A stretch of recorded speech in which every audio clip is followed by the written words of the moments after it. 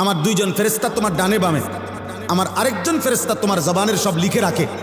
এই ব্যবস্থাপনার এই বেষ্টনীর ভেতরেই একদিন ভালো করো আর মন্দ করো, কাজে লাগাও আর নষ্ট করো, এই অবস্থায় একদিন সত্য সত্য তোমার মৃত্যু যন্ত্রণা শুরু হয়ে যাবে আর তোমার মৃত্যু হয়ে যাবে। যালিকা মা কুনতা মিনহু তাহিদ, যেই মৃত্যু থেকে তুমি পলায়ন করতে চেয়েছিলে, যেই মরণ তুমি চাও নাই কোনোদিন, তুমি না চাইলেও সেই মরণ একদিন চলেই আসবে। আসবে তো? কথা বলেন না? অতএব আপনি বুদ্ধিমান হন আর বেকুবন, চালাক হন আর বোকা হন, আপনি মরে যাবেন। আপনি হাসেন কিংবা কাঁদেন, মরে যাবেন। সুখে থাকেন কিংবা দুঃখে থাকেন, মরে যাবেন। তিন বেলা খানা খান আর উপাস থাকেন, মরে যাবেন। রাজপ্রাসাদের অট্টালিকায় থাকেন আর জীর্ণ কুঠির কুড়ে ঘরে থাকেন, মরে যাবেন। গুনাহ তো আযাব টেনে আনে। কোরআনুল কারীমে আছে কিনা, আল্লাহ এটা বারবার বলছি কিনা, আমাদের সমস্ত আযাব গজব দুনিয়াতে যা হয় কিসের কারণে? গরু ছাগলের গুনার কারণে। কার গুনাহ? কার গুনাহ বলেন না? মানুষের গুনাহ। বিমা কাসাবাত আইদিন নাস, মানুষের হাতের কামাই। বিমা কাসাবাত আইদিকুম, আল্লাহ বলছে তোমাদের হাতের কামাই। আমাদের গুনাহ না গরু ছাগলের গুনাহ? গরু ছাগলের তো কোনো গুনাহই নাই, কুকুর বিড়ালের তো কোনো গুনাহই নাই। আমাদের গুনাহ আমাদের উপরে আযাব আনবে। নবীজি বলছে তোমাদের গুনাহ তোমাদের উপরে আগুনের বৃষ্টি আনবে। খোদার কসম হাদিস। তোমাদের গুনাহ তোমাদের জন্য ভূমিকম্প টেনে আনবে। তোমাদের গুনাহ তোমাদের মাটি ধসায় দেবে। তোমাদের গুনাহ তোমাদের চেহারা বিকৃত করে দেবে। তোমাদের গুনাহ তোমাদের উপরে পাথরের বৃষ্টি বর্ষণ হবে। হ্যাঁ, ফারতাকিবু ইনদা যালিকা রিহান হামরা ওয়া জালজালাতান ওয়া খাসফান ওয়া মাসখান ওয়া কাযফান। আল্লাহ নবী সাল্লাল্লাহু আলাইহি সাল্লাম বলছে কিয়ামতের পূর্ব মুহূর্তে আগুনের লাল বৃষ্টি হবে, জালজালাতান ভূমিকম্প হবে, খাসফান ভূমি ধসিয়ে দেওয়া হবে, মাসখান চেহারা বিকৃত করা হবে, কাযফান পাথরের বৃষ্টি বর্ষণ হবে। ওয়া আয়াতিন তাতাবাউ কানিজামিন কুতিয়া সিলকুহু, নবীজি বলেন একটার পর একটা এভাবে আযাব আসবে যেন এই তসবির দানা এখান দিয়ে কাইটা দিলে 100 দানা পড়তে মাটিতে কয় ঘন্টা লাগবে? আল্লাহর নবী খোদার কসম এবং উদাহরণ দিয়ে বলছে কানিজামিন কুতিয়া সিলকুহু, যেমন তসবির দানা মালা যেমন কেটে ফেললে সব ফুল পড়ে যায়, মালা বানাইলে সব দানা পড়ে যায় একটার পর একটা।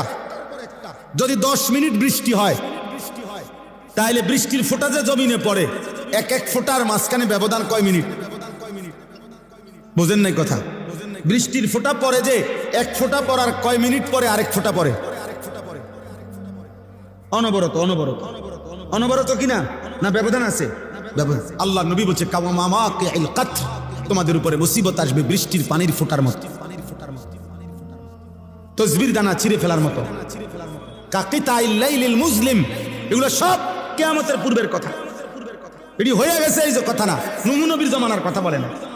নবীজি বলছে অন্ধকার অমাবস্যার রাত্রির মতো তোমাদের উপরে মুসিবত আসবে, কিছুই খুঁজে পাইবা না। কি করা উচিত? আল্লাহর নবী বলছে ইউসবিহুর রাজুলু মুমিনান ওয়া ইউমসি কাফিরান, সকালবেলা থাকবা মুমিন, সন্ধ্যা হয়ে যাবা কাফের। সন্ধ্যায় ছিলা মুমিন, সকালে হয়ে যাবা কাফের। আল্লাহর নবী সাল্লাল্লাহু আলাইহি সাল্লাম এক সাহাবী হুযাইফাকে বলছিলেন, হুযাইফা যদি কোনোদিন আল্লাহর পথে চলতে গিয়ে কাউকে খুঁজে না পাও তাহলে একা গাছের শিকড় গোড়ালি কামড়াইয়া ধরা একা হলেও দ্বীনের উপরে থাক। ওয়ালাউ আনতা আদা বিআসলি শাজারাতিন হাত্তা ইউদরিকাকাল মাউত ওয়া আনতা আলা যালিক, মৃত্যু পর্যন্ত। আমি অনুরোধ করলাম, আমরা বলার চেষ্টা করছি, আমরা তোমাকে বুঝাইবার চেষ্টা করছি। আপনারা যারা বাবা আছেন, অভিভাবক আছেন, আপনারা আপনাদের ছেলের প্রতি যত্নবান হন।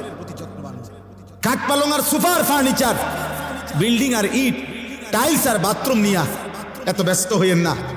1000 বছর যাবত, লাখো বছর মানুষ টাইলস ছাড়াও ঘুমাইছে বাপ, ইমান ছাড়া যেন না ঘুমায়। মাটির বিছানায় ঘুমাইলে কিছু হয় না রে বাপ, কিন্তু সেজদা ছাড়া ঘুমাইলে বিপদ হবে রে বাপ। আপনার ছেলে যদি মাটির বিছানায় ঘুমাইতো অসুবিধা হতো না, যদি ফজরের নামাজ পড়তো। আর লাখ টাকার যদি পালঙ্কেও ঘুমায় অথচ ফজরের নামাজ পড়ে নাই, তো বিপদ হবে আপনারও, আপনার ছেলেরও, মেয়েরও, স্ত্রীরও। অতএব দয়া করে দুই কথা বললাম। এক, প্রিয় ভাই তোমরা মনে রাখো বাবা, যদি আগামীর পৃথিবী নিরাপত্তা, আমাদের জানমালের নিরাপত্তা হতে হয়, আমাদের আল্লাহর সাথে সম্পর্ক ছাড়া হবে না। শুধু বাংলাদেশের একটা দল দুইটা দল নিয়ে ভাবলে হবে না, সারা পৃথিবীর দিকে খেয়াল রাখতে হবে।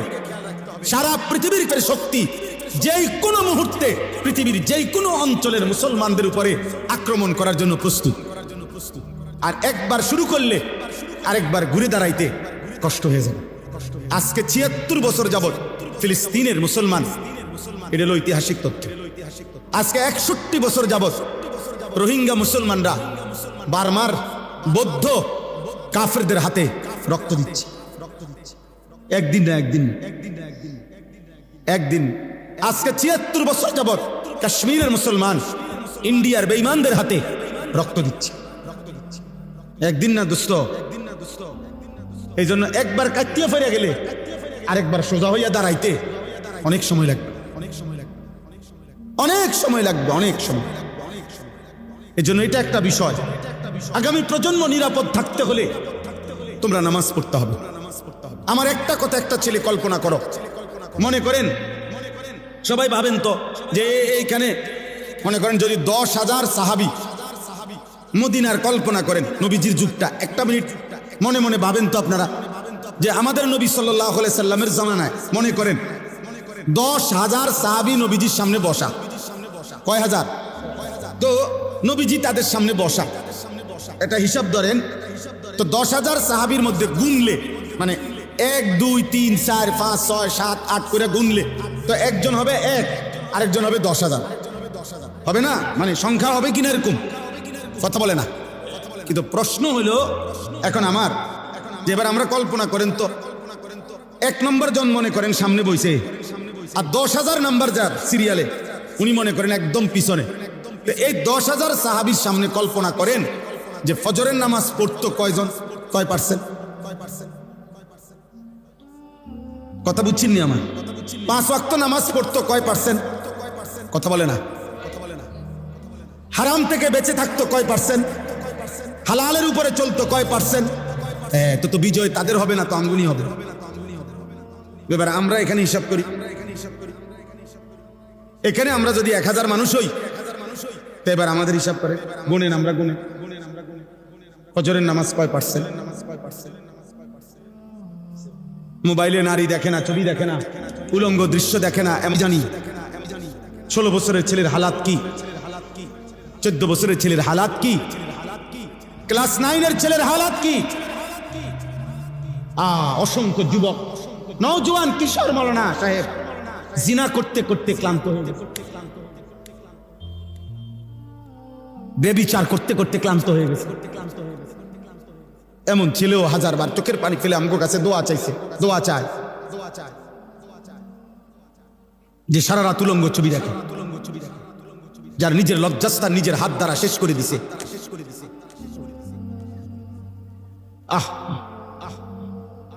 কোন মানুষের শরীরের স্বাস্থ্য, শক্তি, সৌর্য সবকিছুই শেষ করে দিচ্ছে। হ্যাঁ, কি পরিমাণ সন্তান, কি পরিমাণ মানুষ নেশাগ্রস্ত দেখেন। আল্লাহ তাআলা যেটাকে স্পষ্ট হারাম করেছেন, নেশার যেই কোনো জিনিস প্রিয় যুবক, 1 বিন্দু এটাও হারাম, 1 বালতিও হারাম। আল্লাহ নবী সাল্লাল্লাহু আলাইহি সাল্লাম একটা কথা শুধু বলি, মারাত্মক ভয়ঙ্কর একটা কথা আছে। নবীজি বলছে মান শারিবাল খামরা, যে মদ পান করে, নেশা করে, গাঁজা খায়, বাবা খায়, ইয়াবা ট্যাবলেট নেয়, এরকম নেশাগ্রস্ত, খোদার কসম আল্লাহ নবী বলছে তার বড় 2টা ক্ষতি হয়। 1 নাম্বার হলো মান শারিবাল খামরা, যে ব্যক্তি নেশা করে, আল্লাহ নবী সাল্লাল্লাহু আলাইহি ওয়াসাল্লাম বলছে তারাকাস সালাহ, সে টোটাল নামাজ ছেড়ে দেয়, তার আর নামাজ পড়ার তৌফিক হয় না। কিন্তু এরপরের কথাটা আরো জঘন্য, এটা বলতেও আমার কলজাটা কাঁপে। নবী সাল্লাল্লাহু আলাইহি ওয়াসাল্লাম বলছে নেশাগ্রস্ত ব্যক্তি অচিরেই ওয়াকা আলা আম্মাতিহি ওয়া খালাতিহি, আপন চাচি, মামি, ফুফি, খালা চাচাতো বোন, মামাতো বোন, ফুফাতো বোন, খালাতো বোন, এমন নিকট আত্মীয়র সাথে জিনা এবং ব্যভিচার করতে আগ্রহী হয়। আল্লাহর কসম, নবী বলছে। এজন্য যে নেশাখোর ওই জিনাখোর, যে নেশা করে সে জিনাও করে, যে জিনা করে সে নেশাও করে। হ্যাঁ, যেখানে গান বাদ্য হয় সেখানে জিনা ব্যভিচার হয়, যেখানে জিনা ব্যভিচার হয় সেখানে গান বাদ্য হয়। এই তিন জিনিস একসাথে, নেশা, নারী, গান একসাথে, এক প্যাকেজ, এক প্যাকেজ। যেখানে মদের আড্ডা সেখানে গানেরও আড্ডা, নারীরও আড্ডা। যেখানে নারীর আড্ডা সেখানে মদেরও আড্ডা, গানেরও আড্ডা। আল্লাহ আমাদেরকে হেফাজত করেন, আল্লাহ আমাদেরকে হেফাজত করেন। এই জন্য প্রিয় ছেলেরা, আমার এই শেষ তর্জমাটা শুনেন, আমার কথা শেষ। আল্লাহ তাআলা বলেন, ওয়ালাকাদ খালাকনাল ইনসানা। আল্লাহ আমাদেরকে আমাদের মৃত্যুর কথা মনে করায় দেওয়ার জন্য, মৃত্যুর কথা আল্লাহ কয়েকটা কথা বলছে। এক নম্বর, আল্লাহ বলে শুনো, আমি আল্লাহই প্রত্যেকটা মানুষকে সৃষ্টি করেছি। এক, ওয়া না'লামু মা তুওয়াসবিসু বিহি নাফসুক। আল্লাহ তাআলা বলে প্রত্যেকের অন্তরের গভীরে যত গুনাহের কুমন্ত্রণা, গুনাহের আগ্রহ আমি আল্লাহ জানি, লুকাইতে পারবা না। আল্লাহ থেকে লুকানো সম্ভব? কথা বলেন না, উঠাউঠি করে না। আর 5টা মিনিট শেষ, আমার তর্জমা বললেই শেষ। দোয়া করে যাও ভাই, ছেলেরা কষ্ট করছো, দোয়া করো, দোয়া করে যাও। এরপরে ওয়া নাহনু আকরাবু ইলাইহি মিন হাবিলিল ওয়ারিদ। আল্লাহ বলে যেই রগগুলোর মাধ্যমে, শিরা উপশিরার মাধ্যমে শরীরের ভিতরে সারা দেহে রক্ত সঞ্চালন হয়, আমি আল্লাহ তোমার ওই রগ রেশা শিরা উপশিরার চাইতেও কাছে। এই 3টা জিনিস প্রথম আল্লাহ বলছে। এক, আমি তোমাকে বানিয়েছি। 2, তোমার অন্তরের গভীরে যা আছে, যা মনে হয় দিলের ভিতরে, আমি তা জানি। 3, আমার আল্লাহ বলেন তোমার গর্দান সহ সারা দেহের রগ রেশা শিরা উপশিরার চাইতেও আমি কাছে। 4, ইয ইয়াতালাক্কাল মুতালাক্কিয়ানে আনিল ইয়ামিনে ওয়া আনিশ শিমালি কাঈদ। আল্লাহ বলে তোমার ডানে বামে 24 ঘন্টা আমার 2 জন ফেরেশতা মোতায়েন আছে। তুমি আড়াল করবা কেমন? লুকাইবা কার কাছে? 5, মা ইয়ালফিজু মিন কাউলিন ইল্লা লাদাইহি রাকিবুন আতীদ। আল্লাহ বলে তোমার জবান দিয়ে ভালো কিংবা মন্দ যা কিছু উচ্চারণ হয়, জিকির হোক, গালি হোক, ভালো হোক, মন্দ হোক, আল্লাহ তাআলা বলেন আমার একজন তৎপর চৌকান্না একজন ফেরেশতা আলাদা তোমার জবানের প্রতিটা উচ্চারণ লিখে রাখছে। আলাদা আরেকটা ফাইল হইতেছে। এই 5টা কথা আল্লাহ বলছে যে বান্দা, এক হলো আমি তোমাকে সৃষ্টি করেছি। 2, তোমার অন্তরের শেষ কোণায় ভিতরে যা আছে আমি তাও জানি।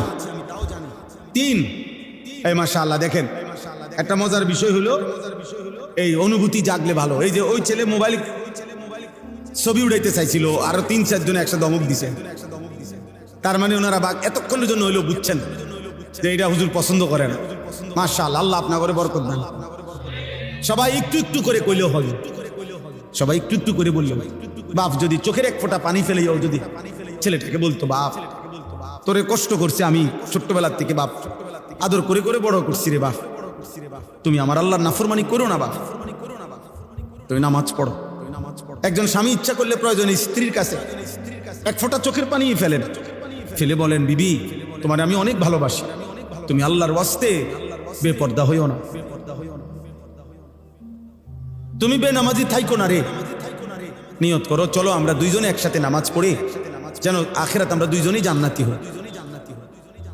হাদিসের মধ্যে আছে জান্নাতি বান্দাকে যদি, আরে মিয়া 70,000 না, যদি 70 কোটি জান্নাতের হুরও দেওয়া হয়, তারপরেও দুনিয়ার স্ত্রী যদি জান্নাতি হইতে পারে, খোদার কসম ওই স্বামীর জন্য দুনিয়ার স্ত্রীর তৃপ্তির চাইতে, সুখের চাইতে 70 কোটি হুরের সুখ বেশি হবে না। হালাল স্ত্রী যতটা আনন্দময় হবে। হ্যাঁ,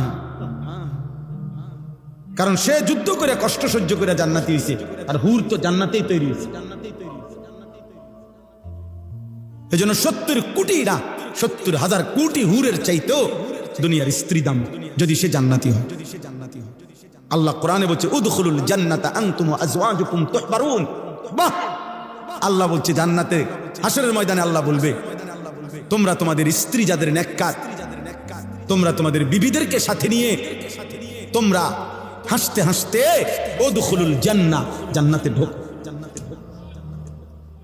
জান্নাতে ঢোক। এক লগেই তো ঢুকতে দিছিল, স্বামী স্ত্রীরা এক লগেই তো দিছিল। ইয়া আদম উসকুন আনতা ওয়া যাওজুকাল জান্নাহ, এক লগেই তো থাকতে দিছিল। আদম এবং হাওয়া এক লগে থাকতে দিছিল না? হ্যাঁ, বুঝা গেল স্বামী স্ত্রী নেককার হলে এই মজাটাই আলাদা, এই জান্নাতটাই আলাদা। আল্লাহ আমাদেরকে তৌফিক দান করে। ওয়াজাআত সাকরাতুল মাউত বিল হক। আল্লাহ বলেন, এই দেখেন শেষ কথাটা বোঝেন। আল্লাহ বলে বান্দা তোমাকে আমি বানিয়েছি, আমি তোমার ভিতরেরটাও জানি, আমি তোমার শিরা উপশিরা রগ রেশারও কাছাকাছি। আমার 2 জন ফেরেশতা তোমার ডানে বামে, আমার আরেকজন ফেরেশতা তোমার জবানের সব লিখে রাখে।